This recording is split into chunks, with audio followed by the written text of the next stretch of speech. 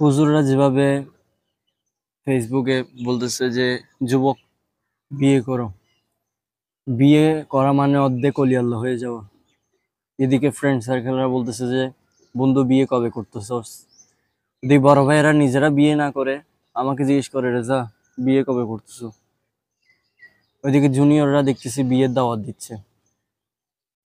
আবার এদিকে ফ্যামিলি বলতেছে যে যারা বিয়ের কথা বলে হুজুরাই তারা নিজেরা ভণ্ড। তা এখন আমি কোথায় যাব, কার কথা মানবো? সবাইকে নিয়েই তো একটা ফ্যামিলি, সবাইকে নিয়ে তো একটা সমাজ, কার কথা মানবো? এটা আমার অডিয়েন্সদের কাছে প্রশ্ন।